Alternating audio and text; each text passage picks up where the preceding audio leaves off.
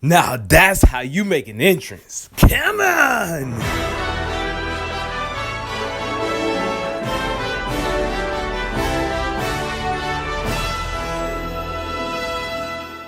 Yo, what's up everyone? TreyMan1 here. Welcome back to another Pokémon Journeys anime review today, guys. We are covering episode 51, the most anticipated episode of the series. Finally, our boy Cameron got some development. How did this episode do? I actually am a really big fan of this, and I have a lot to talk about. So let's go ahead and waste no more time. Let's go ahead and get right into this review. Before I get into the goods, I just want to talk real quickly about the one downfall I have with this episode, and that's Ash's rank. Ash is ranked 415 at the start of this episode. My gosh, the last time we saw his rank was before his rematch with Bia, and that was 1021. So many off-screen battles happen. We see a scene of Gengar, Farfetch'd, Pikachu, and Lucario doing some off-screen battles. So I feel like this was the only bad move because this is the World Championship. We want to see Ash's progress, especially after, you know, what happened where he went back to the normal class and got back to the super class off screen. It's like, okay, that's a little weird, but you would have hoped they would have showed more battles on screen after that. But no, which is kind of a bummer. But at the same time, you know, at least he is moving up in the ranks off screen. Like, he's not just doing nothing. Yeah, we could have easily replaced the Marshtomp episode or something like that with a World Championship fight.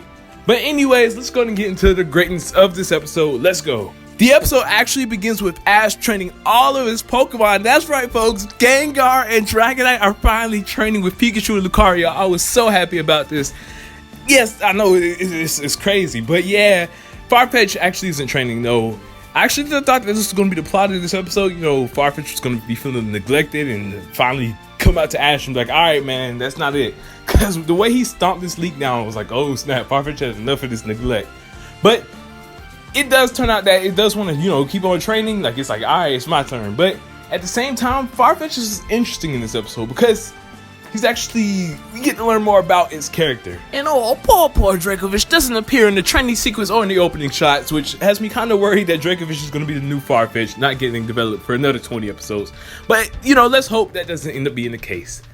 After smacking Ash around a couple of times with his league, which Ash totally deserved for not using Farfetch'd, they end up going to Rock Tunnel, which is a place we've never been to in the anime, to look for Geodude so Gold can't catch it, and for Ash to train Farfetch'd as well. I love how even Farfetch'd himself was like surprised that Ash is bringing him on a journey. He was like, come on, like for real, man, you're finally getting your development. And finally, after 3,000 years, we get another on-screen World Championship fight, this time against a trainer and his Gurdurr. And I gotta say, I truly love this battle. It showed that Farfetch'd has been training off screen.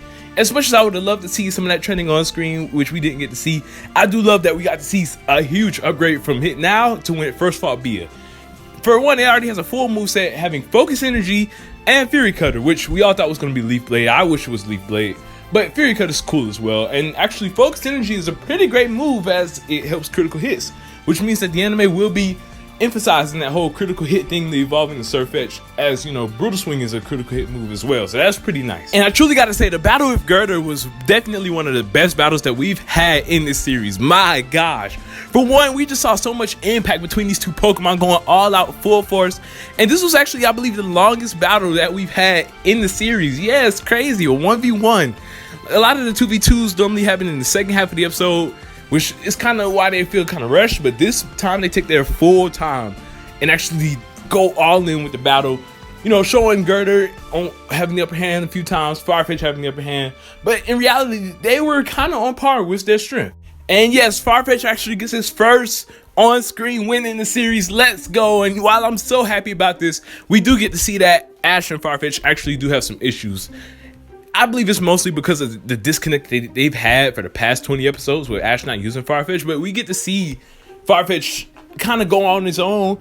Ash is like, no, don't run at it and stuff. But, you know, even though they still win because of his power, they still got a lot of work on them being trainer and Pokemon. It reminds me a lot of Karina and her Lucario back when they used to fight, where Lucario used to do things on his own and Karina just went with it. That's kind of what happened here. We also get one of our first non-World Championship battles in a while in this episode. That's right, folks. 2 battles in one episode. This episode was amazing. This trainer with this Gallade, who I believe is going to be one of Ash's main rivals in the series, actually ends up challenging Farfetch'd as he noticed that Ash and Farfetch'd weren't battling in unity, and that's what he wants them to bring out. Like, this trainer was really interesting because he wasn't a jerk or anything about it. He did mention that Ash, wasn't that great of a trainer to his Farfetch'd, but at the same time, he was here to help Farfetch'd, to kind of help Ash and Farfetch'd understand what they were missing in battle, which they kind of don't get right now. So I'm assuming that Farfetch'd is going to go through a nice arc, and I'm assuming that's why he's training with Wingstrom real soon. But I do love that this trainer offered the battle, and it even showed in the battle with him using False Swipe, which leads to Pokemon with 1%, that he didn't want to defeat Farfetch'd. He just wanted to test Farfetch'd's strength and to also see, help Ash realize what's going on. But Ash was kind of too oblivious. He's being a hothead, like, oh yeah, we're strong enough, we'll win. And yeah, technically Farfetch'd doesn't lose. It still counts as an L in their book, considering the fact that Farfetch'd got destroyed. That False Swipe was powerful. My gosh.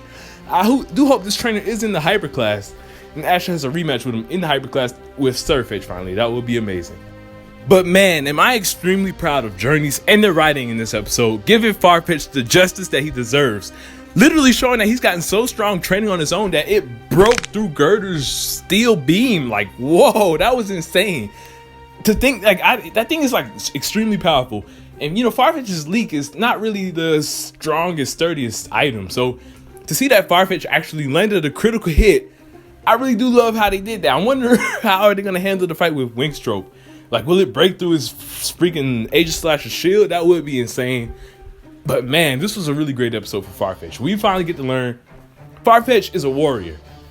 He's with Ash to just get stronger on his own. He doesn't really have the intentions or care for Ash in the World Championship, which is crazy to me. So that really does show how, much of a gap they have between each other as a bond. I'm really excited to see Farfetch'd's development, and I really do wish we got this sooner, because Farfetch'd just kind of just been chilling in the lab all this time. We didn't know this is what was really going on, I'm really even more excited for the Wingstrom battle now, as I feel like that's going to be the episode that really brings Ash and Farfetch'd's bond together. We do see at the end of this episode as well that Farfetch'd is, willing to train with Ash again to beat this Gallade trainer. So that's a good sign that Farfetch'd is starting to warm up to Ash a bit more. And yeah, I just can't wait for more Farfetch'd development. It's going to be amazing. But guys, in the comment section down below, let me know what y'all thought of today's episode. I'd love to hear. And before I end off, I want to go ahead and announce that I'm actually going to be in a reaction video sometime this weekend. That's right, folks. You'll be able to see my reaction. Now, it won't be my first reaction because I watched it with goggles, but you will be able to see me commentating with 2 other PokeTubers reactions real soon over on Tasso's channel. So be on the lookout for that. Thank you all for watching. I hope y'all enjoyed. Don't forget to leave a like and subscribe. And in the comment section down below, let me know what y'all thought of today's episode. I loved it so much. Perfect. I wouldn't say it's a perfect episode because of the whole World Championship skipping battles, but I will give it a 9 out of 10. Great episode indeed. TreyMan1. Peace out.